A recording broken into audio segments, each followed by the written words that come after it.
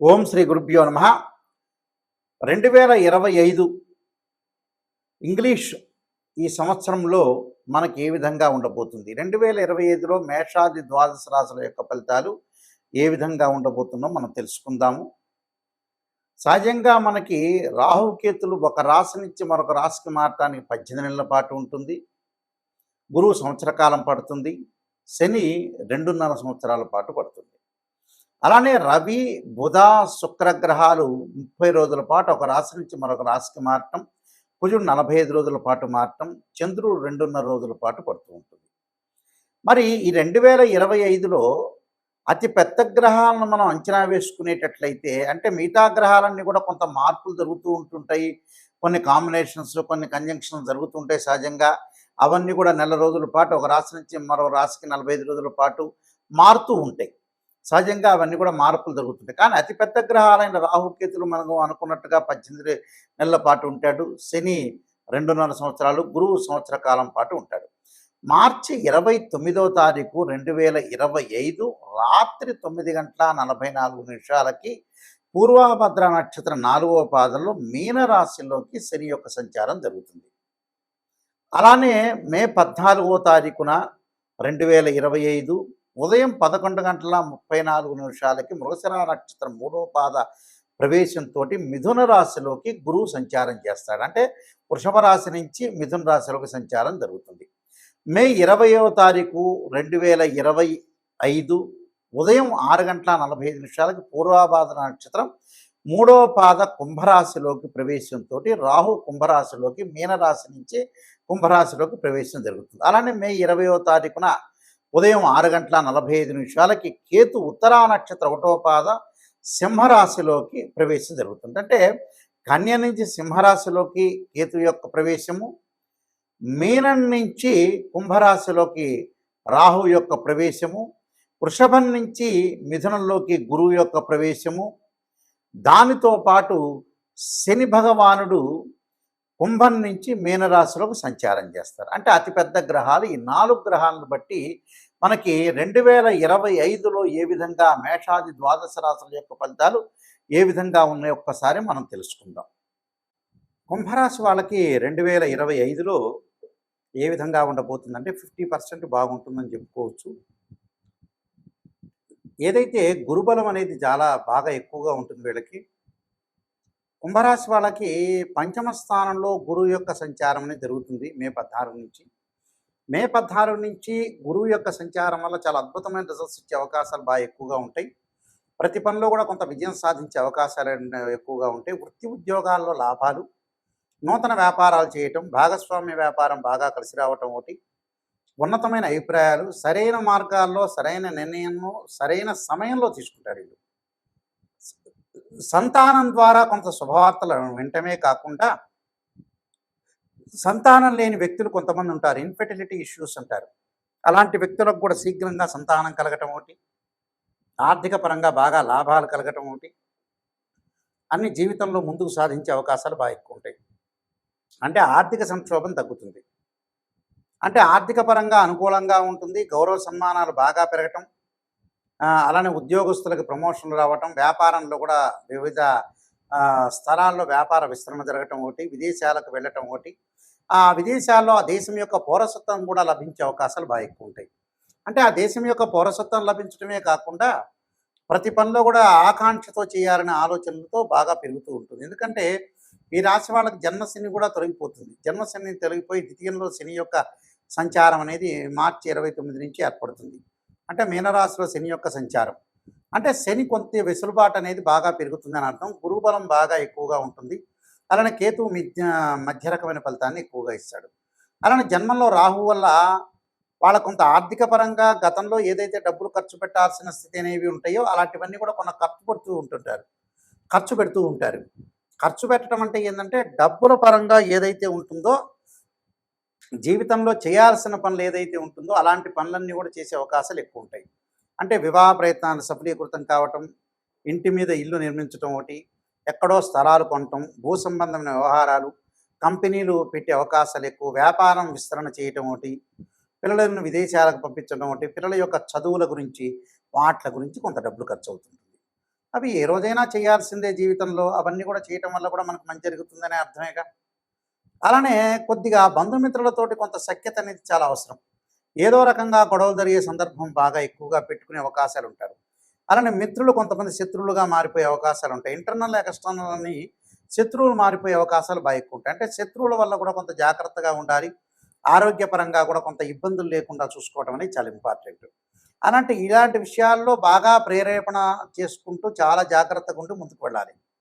అంటే ఇలాంటి ఉన్నతమైన అభిప్రాయాలే కాకుండా ప్రతిదాని విషయంలో కూడా ఆలోచన చేసి ఆచితూచి అడుగు వేసి ముందుకెళ్ళటం అనేది చాలా ఇంపార్టెంట్. లేకపోతే ఏందంటే విజయం సాధించడం అనేది చాలా ప్రమాదకరంగా ఉండే అవకాశం ఎక్కువగా ఉంటుంది. కాబట్టి అన్ని విషయాలు ఆలోచన చేసి ముందుకు వెళ్ళాలి. అంటే ఇబ్బందికరమైన పరిస్థితులు ఏముండవు. కుంభరాశి వాళ్ళకి కొంత ఏలినాటి శని యొక్క ప్రభావం తగ్గింది. గురువు యొక్క ప్రభావం వల్ల కూడా శీఘ్రంగా సంతానం కలుగుతుంది. శీఘ్రంగా ఉన్నతమైన అభిప్రాయాలు కలుగుతుంటుంది. అన్నీ కూడా అనుకున్న పనులన్నీ కూడా నెరవేర్చుకునే అవకాశాలు బాగా ఎక్కువగా ఉంటాయి. అలానే వాహనాలు కొనుగోలు చేయటం కూడా చేస్తూ ఉంటారు వీళ్ళు. వాహనాలు కొనుగోలు చేయటం అంటే లగ్జరీగా తిరిగే అవకాశాలు, విందులు, వినోదాలు, శుభ కార్యక్రమాల నిర్వహణ, వాళ్ళు నిర్వహించడమే కాకుండా శుభ కార్యక్రమాల్లో పాల్గొనే అవకాశాలు కూడా బాగా ఎక్కువగా ఉంటాయి. కాబట్టి గ్రహస్థితి అంతా కూడా మనం చూసుకునేటట్లయితే కుంభరాశి వాళ్ళకి 50% బాగుంటుందని చెప్పుకోవచ్చు. అందువల్ల ఉద్యోగస్తులకు కూడా ప్రమోషన్లు రావడం, భాగస్వామ్యంలో కూడా చాలామంది పెట్టుబడులు పెడతామనే ఆ ఉద్దేశంతో ముందుకు వెళ్తారు. పెట్టుబడులు పెట్టేవాళ్ళు కూడా వచ్చే అవకాశాలు ఎక్కువ ఉంటాయి. క్రీడా రంగంలో నైపుణ్యత, విద్యార్థులు చదువు పట్ల ఆసక్తి పెరగటం ఉంటాయి. స్త్రీలకి ఆరోగ్యపరంగా ఇబ్బందులు తొలగిపోయే అవకాశాలు ఎక్కువ ఉంటాయి. కాబట్టి కుంభరాశి వాళ్ళందరికీ కూడా నేను చెప్పిన పరిహారాలు చేసుకుని ముందుకెళ్తే వాళ్ళకి సక్సెస్ అయ్యే అవకాశం ఖచ్చితంగా ఉంటుంది. ఈ రాశుల వాళ్ళందరూ కూడా చక్కగా కొన్ని అనుసరించాల్సిన నియమాలన్నీ ఉన్నాయి. ఈ సంవత్సరం అంతా కూడా 2025లో ఈ రాశుల వాళ్ళందరూ కూడా అనుసరించాల్సిన విధానం ఏమిటి, విధి విధానాలని అనుసరిస్తే మన జీవితం అనేది ఎలాంటి మలుపు తిరగబోతుంది అంటే, వృత్తి, ఉద్యోగ, వ్యాపారం కానీ, వివాహం కానీ, అలానే ఆరోగ్యపరంగా కానీ, ఆర్థిక సమస్యలు కానీ, కోర్టు సమస్యలు కానీ, ఇలాంటివన్నీ కూడా ఇబ్బందులు కలగకుండా ఉండటానికి నేను కొన్ని ప్రత్యేకంగా రెమెడీస్ చెబుతాను. ఆ రెమెడీస్ అనేవి మీరు పాటించండి. మీకు మంచి జరిగే అవకాశం ఖచ్చితంగా ఉంటుంది. 2025లో గణపతి యొక్క ప్రార్థన చేయండి.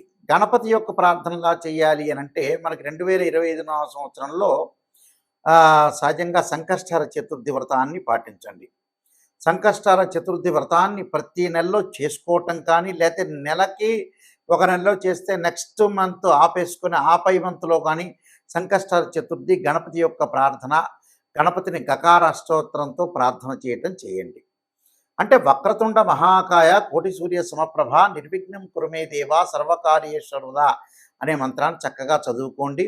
వీలైతే తత్పురుషాయుధ్య వక్రతుండాయ ధీమహే తన్నోదంతి ప్రచోదయాత్ అనే మంత్రాన్ని చదవటం ఒకటి. గణపతి యొక్క ఆలయాలను దర్శనం చేయండి. అది ఎప్పుడు సంకష్టహర చతుర్థి రోజున కానీ, బుధవారం కానీ, హస్తా నక్షత్రం కానీ. అంటే మన జీవితంలో ఉండే విజ్ఞానాన్ని కూడా తొలగిపోతుంటాయి.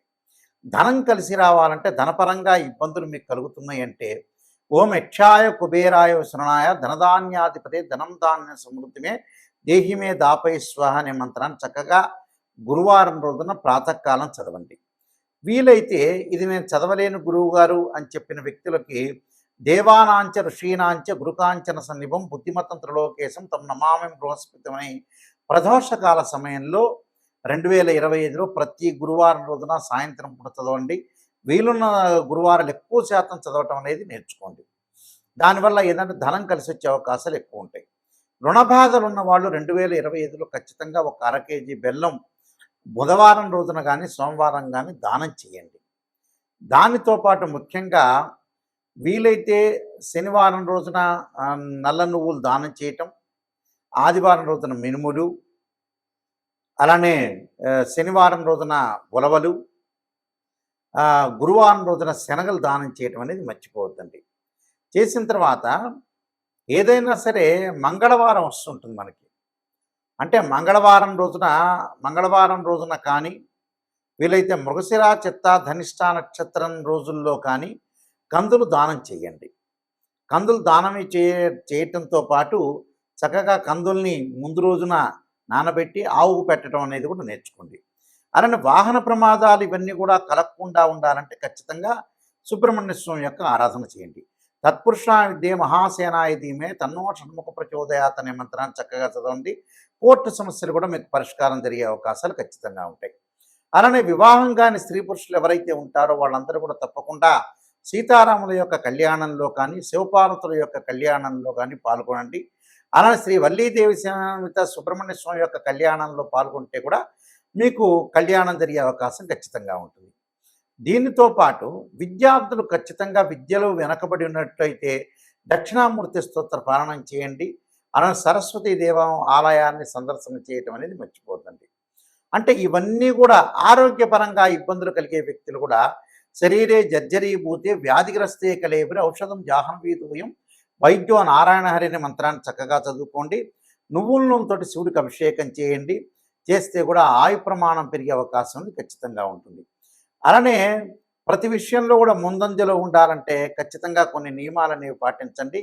ఆ నియమాల్లో ముఖ్యంగా నేను కొన్ని విషయాలు స్పష్టంగా తెలియజేస్తున్నాను. అవన్నీ కూడా మీరు పాటించి ముందుకెళ్తే మీకు మంచి జరిగే అవకాశం ఖచ్చితంగా ఉంటుంది.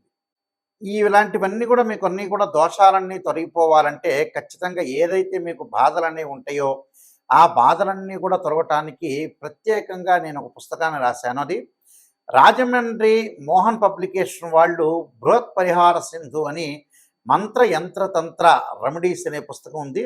ఆ రెమెడీస్ అనే పుస్తకంలో చక్కగా మీరు అన్ని మీకు ఏదైతే ఈతి బాధలన్నీ ఉంటాయో రకరకాల ఆరోగ్యపరంగా కానీ, ఉద్యోగపరంగా కానీ, వివాహపరంగా కానీ ఇబ్బందులు కలిగిన వ్యక్తులు ఎవరైతే ఉంటారో వాళ్ళందరూ కూడా చక్కగా ఆరోగ్యం పెంపొందించుకోవాలి, ధనం కలిసి రావాలి, పిల్లల యొక్క పెళ్ళిళ్ళు కావాలి, చదువులు ఉండాలి, రకరకాల సమస్యలు మనుషులు బాధపడుతూ ఉన్నారు. ఆ సమస్యలన్నిటికి కూడా మనకి మంచి ఆధారంతో ఉన్న పుస్తకాన్ని నేను తయారు చేశాను.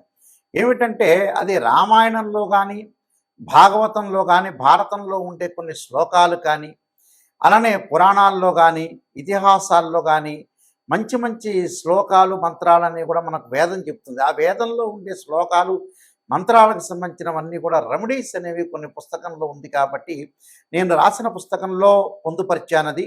ఆ పుస్తకం పేరు బృహత్ పరిహార సింధు అంటారు. ఇది రాజమహేంద్రవరం మోహన్ పబ్లికేషన్ వాళ్ళు ప్రింట్ చేశారు. ఈ పుస్తకంలో మీకు ఏదైతే దోషాలనేవి జాతకపరంగా ఉంటాయో ఆ దోషాలన్నీ కూడా తొలగటానికి ఆ పుస్తకం అనేది చాలా ఉపయోగపడుతుంటుంది. ఆ పుస్తకాన్ని మనం స్క్రీన్ మీద చూపిస్తున్నాము. అందరూ కూడా ఆ పుస్తకాన్ని తీసుకుని ఆ పుస్తకంలో గ్రంథంలో ఉండే ఏదైతే మీకు బాగలేదో ఆ శ్లోకాలు మంత్రాలు చదవటం వల్ల కూడా మీకు చక్కని పరిష్కార మార్గం దొరుకుతుందని మరి నేను ఆశిస్తున్నాను. సర్వే జనా సుఖినో భవంతు.